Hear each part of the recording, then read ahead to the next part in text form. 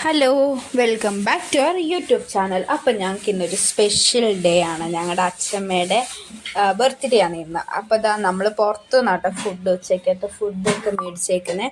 അപ്പം നല്ല ചിക്കൻ ബിരിയാണിയാണ് മേടിച്ചേക്കുന്നത്. പിന്നെ ഇതാ അച്ഛമ്മയ്ക്ക് ഗിഫ്റ്റൊക്കെ കൊടുക്കുവാണ്. ഇത് അപ്പോഴും നിൽക്കുക എൻ്റെ ആൻറ്റിയാണ്. പിന്നെ ഇത് എൻ്റെ അമ്മയുടെ അമ്മയാണ്. അപ്പം എല്ലാവരും ഇങ്ങനെ ഗിഫ്റ്റൊക്കെ കൊടുക്കുകയാണ്. അമ്മയുടെ അമ്മ ഉമ്മയൊക്കെ കൊടുത്തു ഉണ്ട്. പിന്നെ എൻ്റെ അമ്മയാണ് ഗിഫ്റ്റ് കൊടുക്കാൻ പോകുന്നത്. ഞങ്ങൾ ആ ഉമ്മ കൊടുക്കുന്ന ഒന്നും കൂടി എടുക്കാൻ പറഞ്ഞതാട്ടോ. പിന്നെ ഇതെൻ്റെ അമ്മ ഗിഫ്റ്റ് കൊടുത്തു. പിന്നെ നമ്മൾ ഉച്ചയ്ക്ക് നല്ല ബിരിയാണിയൊക്കെ കൂട്ടി മുട്ടയൊക്കെ ഉണ്ടായിരുന്നു കേട്ടോ. അങ്ങനെ അത് കഴിച്ചു. പിന്നെ ഞാൻ എൻ്റെ അച്ഛമ്മയ്ക്ക് സ്പെഷ്യലായിട്ടൊരു പായസം വെച്ച് കൊടുക്കാമെന്ന് ഓർത്തു.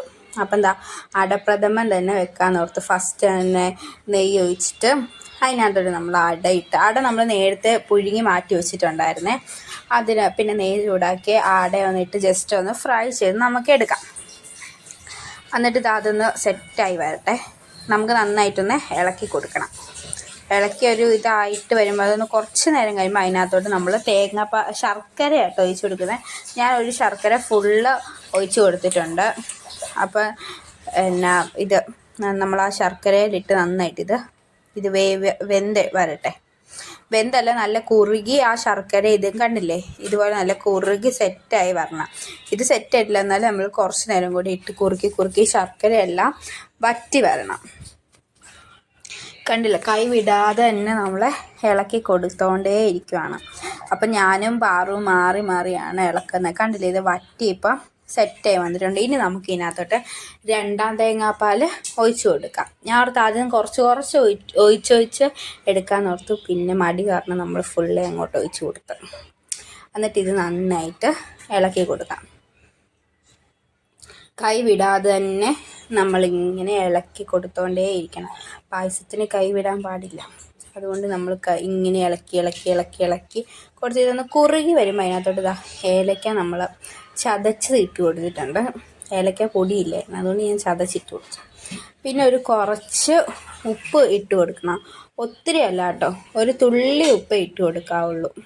ഒരു കുറച്ച് നമ്മുടെ ഒരു ഒത്തിരി അല്ല, ഒരു നമ്മൾ ഇത്തിരി തുള്ളി ഉപ്പില്ലേ, ഉപ്പ് നമ്മൾ ഇട്ട് കൊടുത്ത് നന്നായിട്ട് നല്ല മിക്സാക്കി വരാം.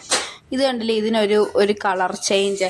അതെന്താണെന്ന് വെച്ചാലുണ്ടല്ലോ, തേങ്ങ പിരിഞ്ഞല്ല, അതിൻ്റെ ഉള്ളിൽ തേങ്ങ ഉണ്ടായിരുന്നു. അതുകൊണ്ട് ഇങ്ങനെ ഈ ഒരു രീതിയിലിരിക്കുന്ന കേട്ടോ. അപ്പോൾ അത് നല്ല ഇതായി വന്നിട്ടുണ്ട്, നല്ല കുറുകി വന്നിട്ടുണ്ട്. ഇനി സിമ്പിൾ പരിപാടി, ഒന്നാം പാൽ ഒഴിക്കുക, ജസ്റ്റ് ഒന്ന് ചൂടാക്കുക, എന്നിട്ട് നിർത്തുക. അപ്പോൾ ഇത് ഇത്രയേ ഉള്ളൂ, നമ്മുടെ പായസം ഇവിടെ സെറ്റാവും. അപ്പോൾ പായസം അവിടെ സെറ്റ് നമ്മൾ ഗ്യാസ് ഓഫ് ചെയ്ത് വെച്ചിട്ടുണ്ട്. ഇനി നമുക്ക് കുറച്ച് നെയ്യ് ഒഴിച്ചിട്ട് നമ്മുടെ അണ്ടിപ്പരിപ്പും മുന്തിരിയും നമുക്ക് വറുത്തെടുക്കാം, ഫ്രൈ ചെയ്തെടുക്കാം. അപ്പോൾ അത് റെഡി ആയിട്ടുണ്ട്. ഇനി അത് പായസത്തിനകത്തോട്ട് ഒഴിക്കാം, നല്ല ഇളക്കി കൊടുക്കാം. നല്ല അടിപൊളി പായസമായിരുന്നു കേട്ടോ, സൂപ്പർ ടേസ്റ്റ് ആയിരുന്നു, ഒരു രക്ഷയില്ലായിരുന്നു. പിന്നെ ഞങ്ങൾ ഡെക്കറേറ്റ് ചെയ്തതാണ്, ഞാനും പാറും കൂടെ ഡെക്കറേറ്റ് ചെയ്തു. പിന്നെ കേക്ക് നമ്മൾ മാംഗോ കേക്കായിരുന്നു. ലാസ്റ്റ് ബലൂണിൻ്റെ കളറും കേക്കിൻ്റെ കളറും എല്ലാം ഒരുപോലെയായി വന്നു. കണ്ടില്ലേ, അച്ഛമ്മ നല്ല സുന്ദരിയായിട്ട് ഞങ്ങൾ മേക്കപ്പ് ചെയ്ത് ഒരുക്കി അച്ഛമ്മേനെ നിർത്തിയിട്ടുണ്ട്. അപ്പം ആൻറ്റിയും അച്ഛമ്മയും കൂടിയാണ് കേക്ക് കട്ട് ചെയ്യുന്നത്. അപ്പം രണ്ടുപേരും കേക്കൊക്കെ കട്ട് ചെയ്യുവാണ്. പിന്നെ ഓരോരുത്തരും ഇത് വെച്ച് കേക്ക് കൊടുക്കുന്നുണ്ട്. അമ്മയും ചിറ്റയും ഇതൊക്കെയാണ്, മുകേഷ് അണ്ണനും മിരിച്ചേച്ചിയും പിന്നെ രാജേച്ചൻ കൊടുത്തു, ഉല്ലാസണ്ണൻ. അങ്ങനെ നമ്മളെല്ലാവരും കേക്ക് വായിൽ വെച്ച് കൊടുക്കുന്നത്. പിന്നെ ഞാനും പക്രൂസും കൊടുത്ത്. പിന്നെ അപ്പോൾ നമ്മുടെ സെലിബ്രേഷനൊക്കെ ഇവിടെ തീർന്നിരിക്കുന്ന. അപ്പോൾ ഓക്കെ, ബൈ.